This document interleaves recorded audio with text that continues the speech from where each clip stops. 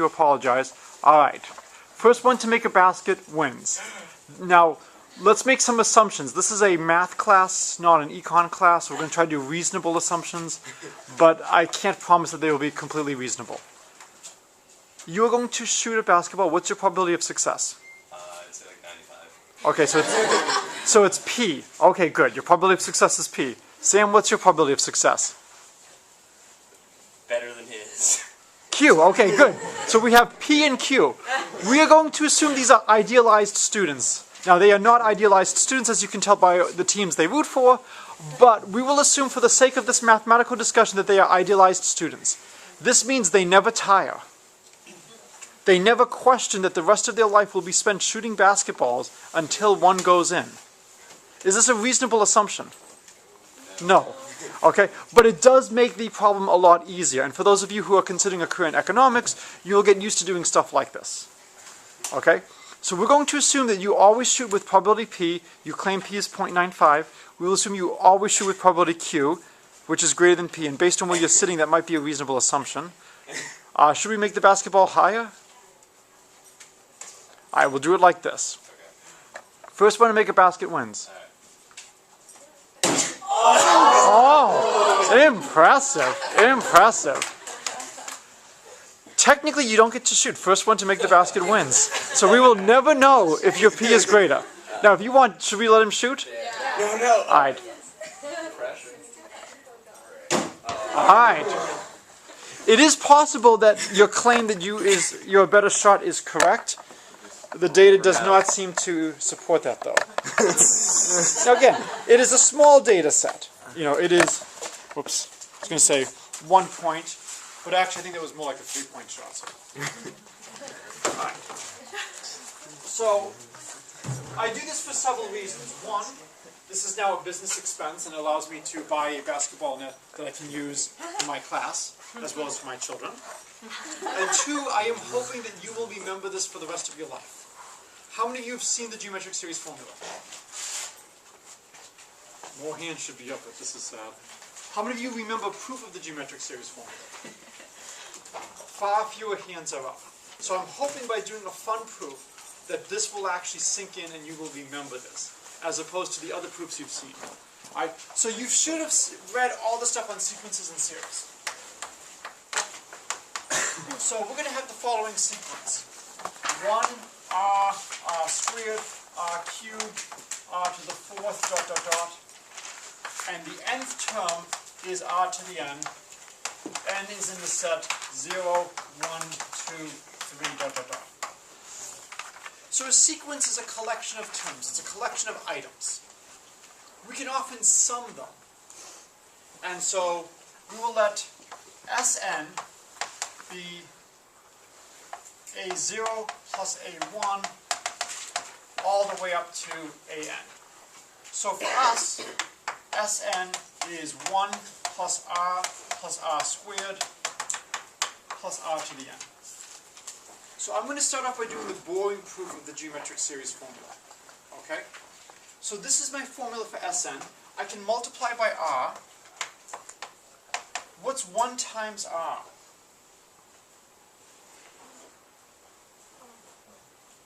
I just can't say that. Okay, it's r. Where should I write the r? Should I write it underneath the 1? Where should I write the r? Under the r. R times r is r squared. Where should I write the r squared? Under the r squared. I keep going, and then I finally get r times r to the n is r to the n plus 1. If you look at this, there's a lot in common between these two expressions. What should we do? Subtract. If we subtract massive depth, lots of things cancel out. You're only left with the first and the last term. So if we subtract,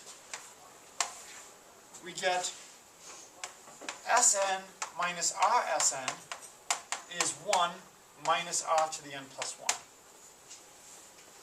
So we have Sn times 1 minus r is 1 minus r to the n plus 1.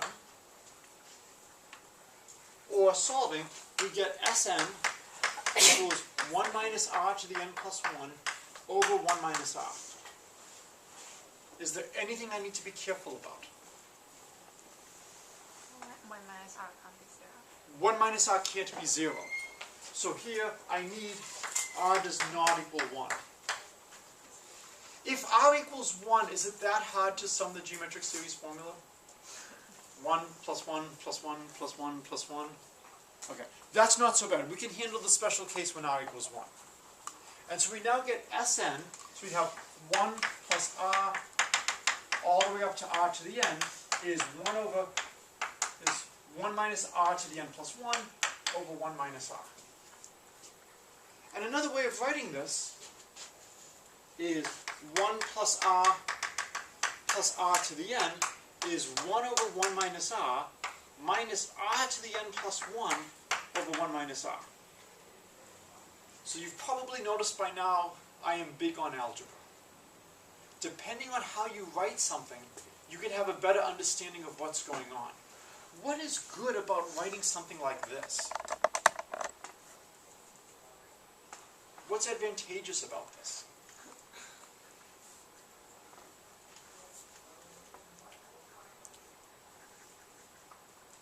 So on this side, I'm summing n terms. The number of terms I sum is going to vary. It could be 5, 6, 1,000, 2014. The number of terms on the left is a function of n. On the right, I get an answer that's a function of n.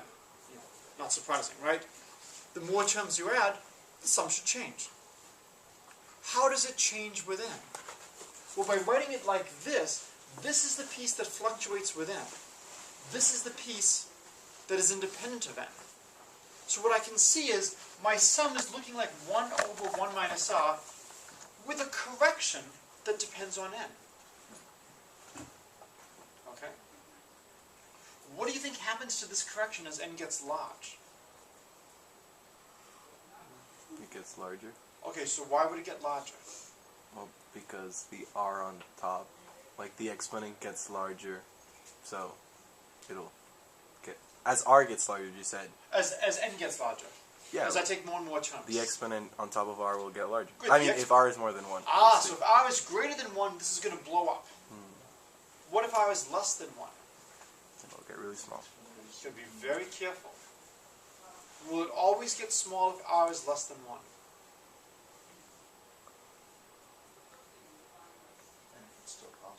And it's still positive. Excellent. If r is still positive and less than 1, then this will get smaller and smaller and smaller. But if r is negative 5 is less than 1, but in that case, this would actually be going off to alternating between plus and minus infinity. So what we see is, if the absolute value of r is less than 1, then the limit, as n goes to infinity, of 1 plus r to the n is equal to 1 over 1 minus r. If the absolute value of r is greater than or equal to 1, then the limit does not exist.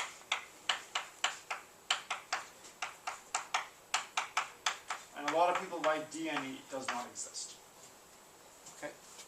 So this is one of the most important sequences and series you'll ever find. For those of you doing economics, how many of you have seen this in an economics class?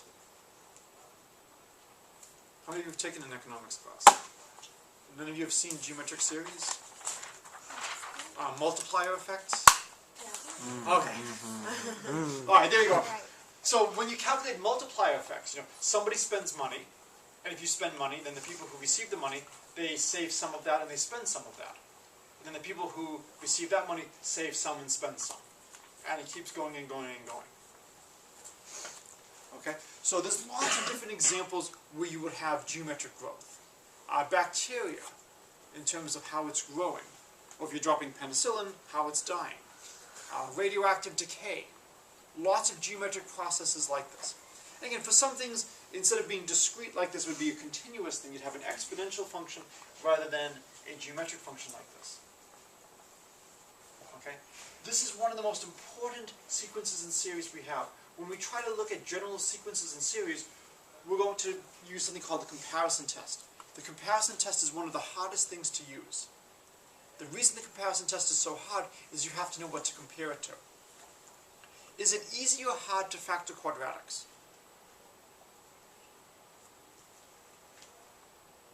Depends. I don't think it depends. Easy or hard to factor quadratics? Easy. Easy. What do you use? Quadratic one. Right. I didn't ask pleasant. I didn't ask enjoyable. Easy or hard. We have a formula. You input a quadratic, it outputs the factorization. Not much thinking is required. What if I ask you to just look at it and factor it by looking at it into products? That's harder. And that's a little bit more of an art, but you know, if you're not so good at it, no worries. You can just resort to the quadratic formula. When we do all these tests about does this sequence converge or diverge, the hardest test to use is the comparison test, because you have to figure out what to compare it to. There are other tests, the ratio test, the root test. These are far more mechanical. They're like the quadratic formula. The difficulty with them is just running through the algebra. Hopefully you're all comfortable with algebra. That's all you have to do for these. It's very methodical. It's very clear what you should be doing. The comparison test is a lot harder. It requires you to know what series to compare things to. The geometric series is a great one for comparison. Okay. Any questions about this proof of the geometric series formula? So we've shown that if the absolute value of r is less than 1, the sum converges, and it converges to 1 over 1 minus r. And that makes sense. If r is less than 1, then the amount we're adding for each additional piece is smaller and smaller and smaller. How many of you have heard of Zeno's paradox? So, you know, you can never get anywhere because you can never get halfway there because you can never get a quarter of the way there. Well, if we try to figure out, you know, we have somebody who's trying to walk and, you know, they've got to move 2 units. And at every step, they move half the distance remaining. So on the first step, they move to 1. On the second step, they move half the distance remaining, so they move to 1.5. So this is 1, this is 1/2. The next step, they move half the remaining distance. They're now at 1.75. They've moved 1/4. And if they keep moving half the distance, will they ever reach 2? No. But they'll get arbitrarily close, and in the limit, they would hit 2. That's exactly the sum we're evaluating. 1 plus 1/2 plus 1/4 plus 1/8 plus 1/16, that's going to sum to 2. And here's a geometric proof. You know, here's a walking argument. If I replaced r with 1/5, you could figure out what that sum would be. You could try to draw the picture as well. I think it's easier to resort to this. If instead of having 1 plus r to the end, what if I multiplied everything by 5? What would change on this side? So if I multiplied everything here by 5, if I had 5 plus 5r plus 5r squared plus 5r to the n, what would change on the right-hand side?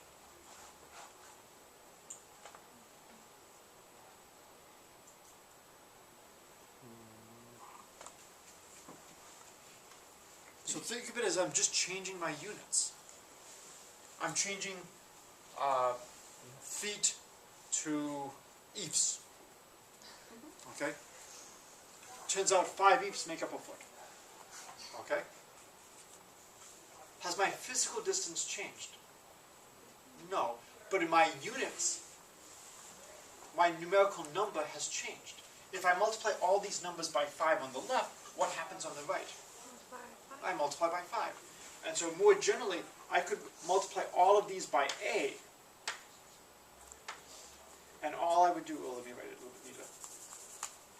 A plus AR plus dot dot dot plus AR to the n. All I do is I would multiply by a on the right-hand side. What's nice about this proof is not only does it give you what the sum is in the limit, it gives you the sum for finite values. If I only sum finitely many terms of my series, what do I get? So if you're in economics and you're doing the multiplier effect, you don't have to let it go off to infinity.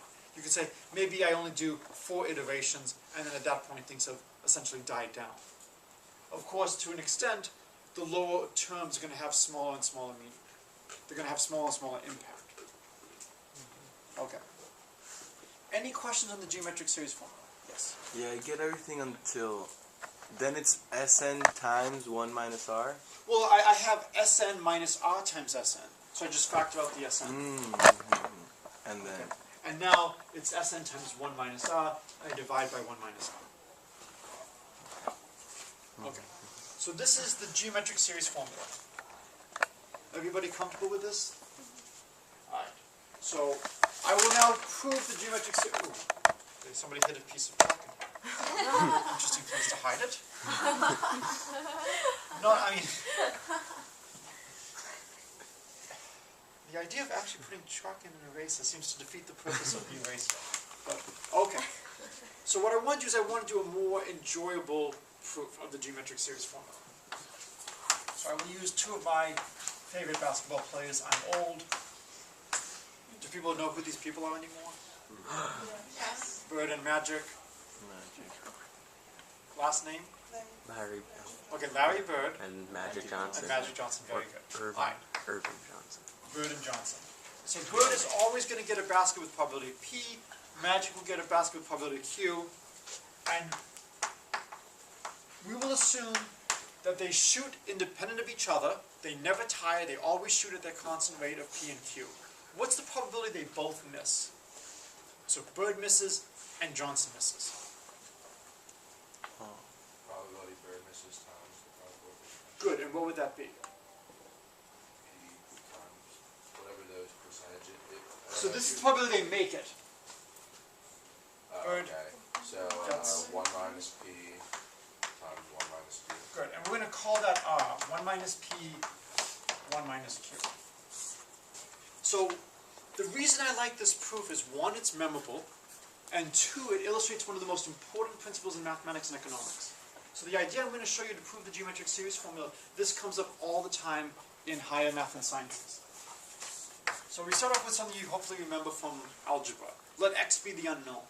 X is the probability Bird wins.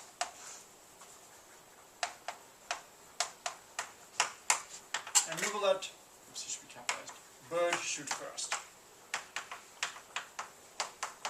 Okay? So I want to calculate the probability that Larry Bird wins. What's the probability he wins on his first shot? P. P. What's the probability he wins on his second shot? 1 minus P times P. Not quite 1 minus P times P. So first Bird shoots and misses. Now, So Magic has to miss. and Magic has to miss. 1 minus Q, and now Bird hits it. What's the probability Bird wins on his third shot? 1 minus P squared almost. So 1 minus P, 1 minus Q squared times P. Now it should be clear why I wanted to call 1 minus P times 1 minus Q R. I get the probability Bird wins is P plus RP plus R squared P plus dot dot dot. It's just going to be P times 1 plus R squared plus dot dot dot. What is this? This is the... Now, unfortunately, we don't know the geometric series formula. We're going to prove the geometric series formula by considering this game. Okay? If we can calculate what x is, we can then figure out what this sum is. So all we have to do to figure out the geometric series formula is find out what does x equal. One of the biggest principles in mathematics is to do something twice. That doesn't mean do it the same way twice. If you do it the same way twice, that doesn't give you any new information. But if you can compute something two different ways, well, if they're the same thing, then those answers have to match. So I'm going to compute the probability that Bird wins another way. What's the probability he wins on his first shot? Still P. Now, imagine we are in the situation where Larry Bird, for some reason, misses his first shot, and then Magic Johnson misses his first shot. Okay? They've both missed their shots. What's the probability that happens? Given that they have both missed their first shots, from this point onward, what is the probability Larry Bird wins?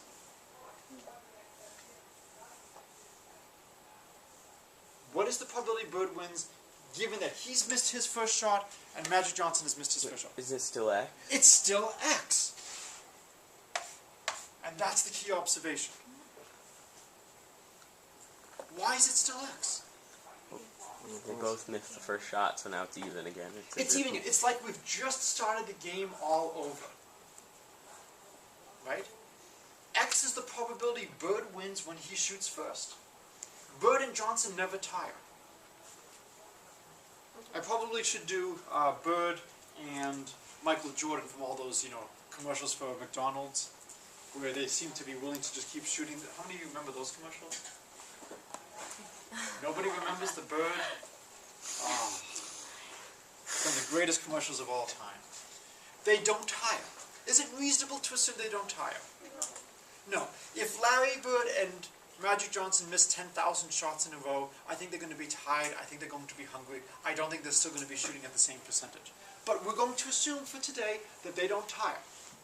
They don't get bored. They are willing to just keep shooting until they get the basket. So from this point onward, it's just X. This is because it's a memoryless process.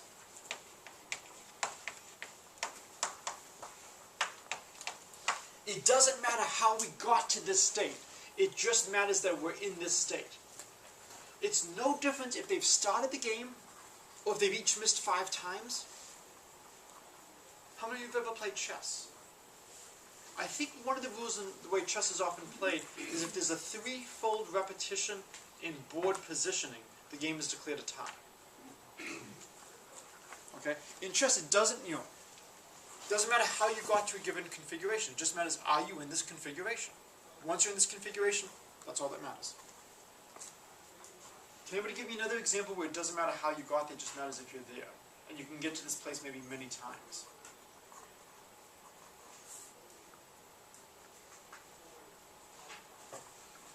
Like driving directions. Driving directions? I drive back to the mission if I go Sure. one way. Then once you get back to a certain place on the road, it doesn't matter how you got there. We'll assume your car has infinite gas. Reasonable assumption. Any tennis fans? Anybody know about the Isner, I think, Marmot match? So in Wimbledon, you will not allow the 5th set of a game to be decided by a tiebreak game. That's somehow wrong. It's like having a baseball game into a tie. It just can't be done. So they will keep playing until somebody wins by 2. And so Professor Lepp is also a tennis fan, and I remember she and I were interrupting our work to watch this game. I think the final was 71-69. Yeah, it's all crazy. The 5th set of that game lasted longer, I think, than maybe the longest tennis game to that time. It was incredible. Over 2 days. Now, in some But sense... they took a break. They took a break. Thank you, Sam. Yes, they were allowed to go to the bathroom. But in a situation like that, once both of the people win a game, in some sense you're back to where you started. There is one small difference, though, that makes this a real-world problem. People get tired. People get tired. And so who knows who won? Isner. Isner won, and what happened to Isner the next day? He lost. Or he lost bad. I mean, he was just so exhausted from playing all this that the very next day he was not in the state to compete. Doesn't matter. He got the win here. So this was a great situation where, in some sense, it was a memoryless process. But in the real world, there will be differences, and so this stuff can be modified to take into account something like that. For us, we don't need to do this. We have x equals p plus r times x. Oh well, we can solve. X minus rx equals p, or 1 minus r times x equals p, or x equals p over 1 minus r. Well, if x equals p over 1 minus r, and x equals p times 1 plus r squared, what does that tell you 1 plus r squared has to equal? 1 over 1 minus r. Therefore, and I'll write up here. Thus, 1 plus p plus, I'm sorry, 1 plus r plus r squared plus dot dot dot equals 1 over 1 minus r if 0 less than equal to r less than 1. And this is from x equals p over 1 minus r equals p 1 plus r squared.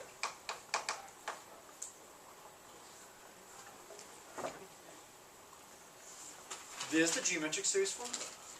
We've derived the geometric series formula just by looking at a game of hoops.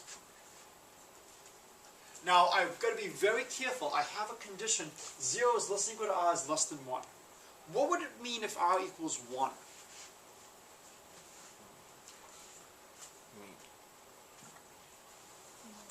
Yes? The P and Q have an equal probability of making it. More than just an equal probability. 100% probably. 100%. Right? If I, wait a minute, if r equals 1, no, not 100%. 0. 0. Sorry. Yeah. Right? Larry Bird and Magic Johnson are two of the greatest basketball players of all time. I think it's very unreasonable in this situation. For those of you who are Space Jam fans, maybe if it's Bill Murray who's shooting, a probability of 0 would be a little bit more reasonable. Larry Bird and Magic Johnson should have a positive percent chance of making a basket, or this is not worth considering. In the special case when r equals 1, p and q are 0, what's the probability Bird wins? 0. Right? The game will never end. But you've got to be careful. And again, whenever you have something in mathematics, explore and see when it's valid. Alright, so in the case when r equals 0, when r equals 1, this formula is, we don't expect to be able to use this formula. Okay, well what about if r equals 0? Then they won't win either, I'm because sorry? they will always tie. No. Wait, no, the first one who shoots gets. The first one who shoots will win, right? If Larry Bird always makes baskets, and he gets to shoot first, this is not going to be an exciting game televised on ESPN. Right? But what if, Bird has a lower probability than Q, and then Bird has 0. No, sorry. Okay. If Q equals 1, Okay. then P can equal whatever, and then And then if Magic Magic wins. gets to shoot, Magic wins. yeah. And then so if Q equals 1, the probability that Larry Bird wins is? 2. No. So what would be the P. probability Just P. Bird wins if Q equals 1? Just It's just P. Because the only chance Bird has to win is his first shot. So an interesting case is, if Q equals 1, what does R equal? And so then the probability that X wins is P over 1 minus R would be P. So the formula checks out. So one of the best things you can do when you get a formula is check and see, is it reasonable? And this formula is reasonable. In the special case when Magic Johnson always makes his shots, Bird only has one chance to win. Okay? Other questions about the geometric series formula? Okay. So this is one of my favorite sequences in series. There's a lot of great math behind this. The idea of this memoryless idea, this memoryless principle, is huge in economics. It's huge in game theory. Okay. A lot of times you can't do this. If you're analyzing a game of tic-tac-toe, you're never going to have a repeated state because people are constantly adding things to the board. Checkers, you actually can return to a previous state. That's not going to really happen until you have lots of kings. Because in the beginning things will be changing. But there are lots of things where this idea of have you repeated your configuration and you can use that to help your analysis is a wonderful idea. So this is one of the reasons why I like to spend a lot of time discussing this problem. I'm not going to discuss the birthday problem, I think, right now in the semester, just because of time issues. I'd rather have you watch that and then use the class time to do more examples. But if you're interested in the birthday problem, that's online. Okay. Any questions about the geometric series before we move on to the next sequence and series? I'm not sure why it's 1 minus P times 1 minus Q squared. Over here? Yeah. So if Bird wins on his third shot, he has to miss on his first, Magic misses on his first, then Bird misses on his second, then Magic misses on his second. Oh, okay. So it's really 1 minus P, 1 minus Q, 1 minus P, 1 minus Q. Okay. So this almost goes back to how we write the r d theta. It's really dr r d theta. This square is really 1 minus p, 1 minus q, 1 minus p, 1 minus q. Okay. And then if you want, here's a good extra credit problem. This analysis only works if r is between 0 and 1. If 0 less than or equal to r, strictly less than 1. Can you somehow deduce the geometric series formula when r is a negative number between -1 and 0, knowing it for positive r? So this can be done. So as an extra credit exercise, if you want, prove the geometric series formula when r is between -1 and 0. Okay. Any other questions about the geometric series before we move on to the next one? Okay. How many of you have seen the harmonic series, the harmonic numbers? So this is another interesting one. I'm trying to spread out the days I bring toys to class, so I will bring toys on Friday to deal with the harmonic numbers.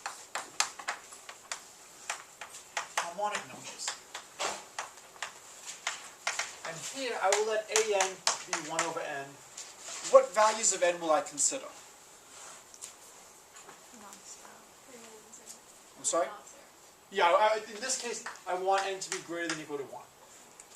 I don't want n to be 0. For the geometric series, I can talk about r to the 0. R to the 0 is just 1. For the harmonic numbers, I cannot talk about 1 over 0. So, it's, my sequence is 1, 1/2, 1/3, 1/4, 1/5, 1/6, dot, dot, dot. It's a very slowly decreasing sequence. Okay? So the natural question to ask is, well, what can you say about the partial sums? So we'll let Sn be 1 plus 1/2 plus 1/3 plus 1 over n. So I'm not going to go over this because this was in the videos that you were supposed to watch. When you talk about a sequence in a series, you can ask, does its sum have a limit? If so, what is that limit? It turns out limits are unique. Well, that makes sense. If my sum is approaching a value, somebody give me a value for the limit. 2. If it's approaching 2, could it also be approaching 5? No. Could it also be approaching 2.1? No. Eventually, if it's approaching 2, it's got to be arbitrarily close to 2. So it can't be close to 2 and 2.1 in the limit. Eventually, it's not going to be close to 2.1. A sequence, when I sum it, can have at most one limit. Now, it might be the case that the limit doesn't exist. What do you think about the harmonic series? Do you think the limit exists or doesn't exist?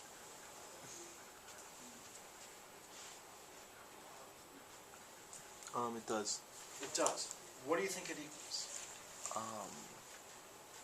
I don't know, but eventually, it'll be so irrelevant every time you sum another, fraction that it'll be one number. It will be small.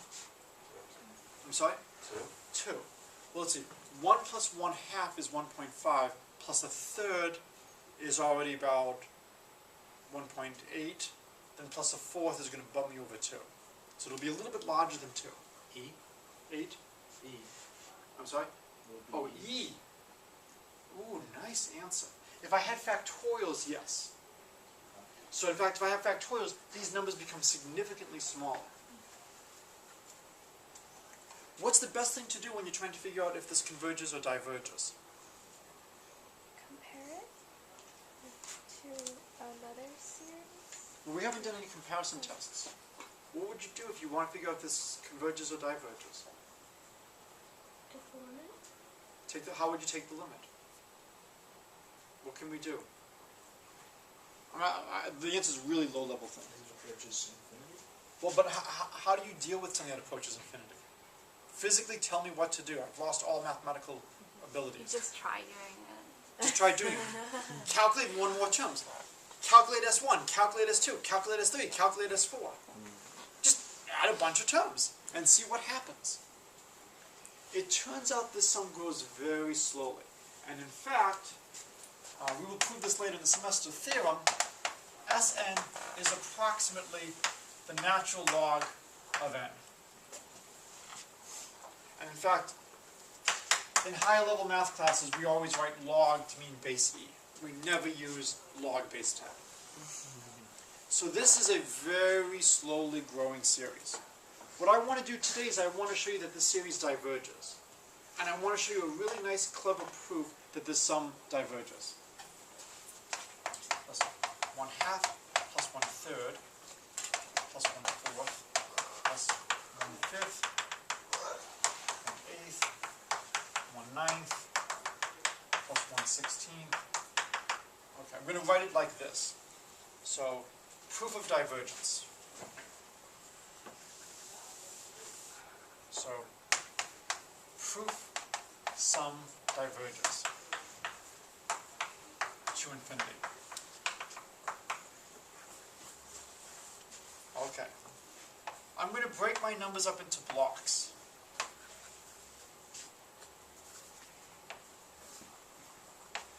Okay. So 1/3 plus 1/4, 1/5 all the way up to 1/8, 1/9 all the way up to 1/16. Can somebody give me a lower bound for the sum of 1/2? 1/2. Alright? So this is greater than or equal to 1/2. Can somebody give me a lower bound for 1/3 plus 1/4?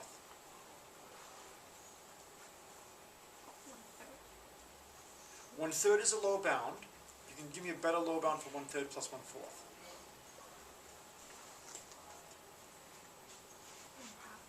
I'm sorry? 1/2. 1/2. Why 1/2? 1/3 is smaller than 1/4. 1/3 is smaller than 1/4, so the sum of these two terms is greater than or equal to 1/4 plus 1/4. 1/4 plus 1/4 is 1/2. What about 1/5 plus 1/6 plus 1/7 plus 1/8? 1/4. Why 1/4? 1/2. 1/2. 1/4 is correct, Oh, okay. right? So because, But 1/2 is better. yeah, So why is it 1/2? because 1/5 is smaller than 1/4 plus 1/3. 1/5 is smaller than 1/4. 1/5 is greater than what? 1/5 is greater than 1/8. 1/6 is greater than 1/8. 1/7 is greater than 1/8. 1/8 is the same as 1/8.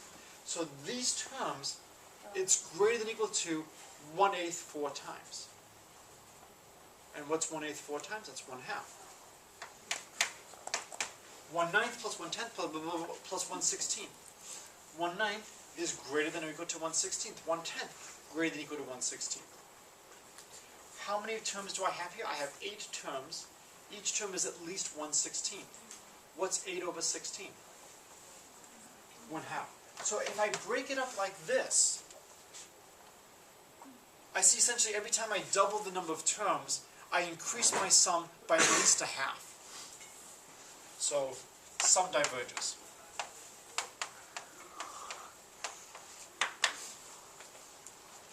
Okay. So this is interesting. This is a sum. The terms are getting smaller, but it turns out the sum diverges to infinity. We will later see how to analyze this using calculus. And using calculus, we'll show that if you add the first n terms, it looks like approximately log of n. It's a nice application of some techniques from calculus. All right, we've got a few more minutes. Let's do another sequence or two.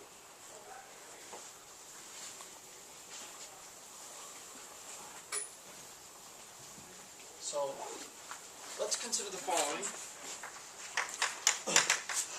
an is -1 to the n. So what possible values do I want to take to my n?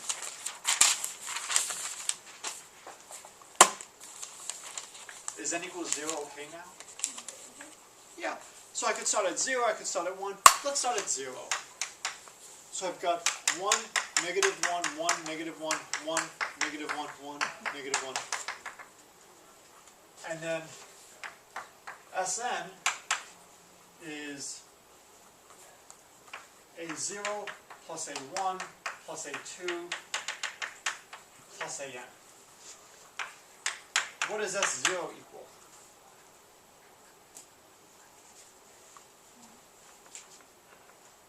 So S0 would be 1. S1. 0. So if I add the first two terms, it's 0. S2. So it's actually good now that I'm running out of blackboard space. So I'll write S2 over here. S3. 0. S4. 1, S5. 0, S6. 1, S7. 0. Okay. Hopefully the pattern is clear. This series is going to alternate between summing to 1 and summing to 0.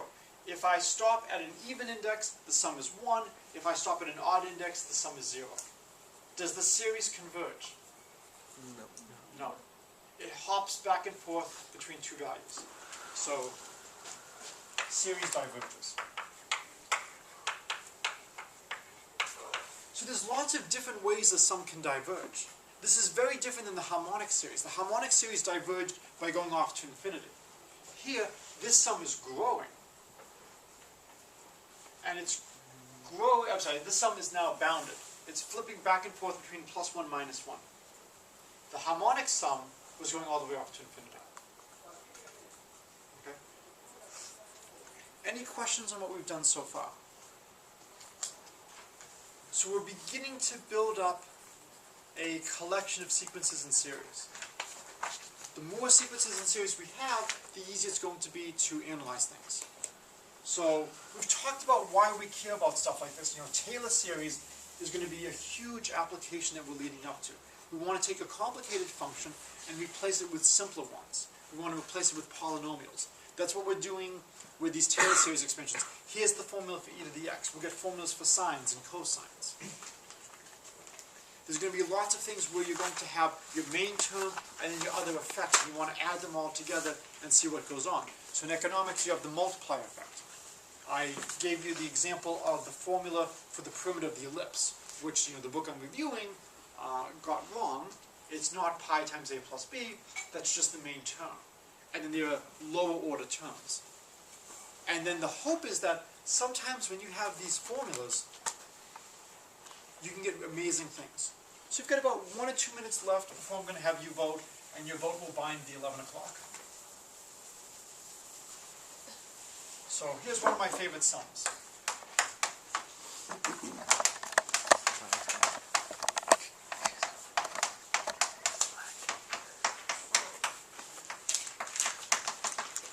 Can anybody tell me what the next term is? I'm sorry? 1/25th, the next term? 1/36. So we write this as the sum, and it goes from 1 to infinity of an.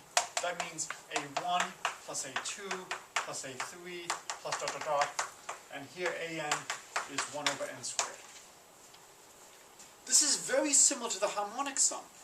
The only difference between this and the harmonic sum is, so we're making things smaller. So the sum, n goes from 1 to infinity of 1 over n squared. Anybody know the value of this? This is a strange one. Pi squared divided by 6. And it turns out this implies there are infinitely many primes. It is one of the strangest chains of reasoning. But the fact that this equals pi squared over 6 means there have to be infinitely many primes. If not, pi squared would have to be a rational number. It's related to some of the deepest functions in number theory. So there are some strange applications of sequences in series. Do we have 1 more minute left? Yeah, I'll give you one more example of a sum that I like.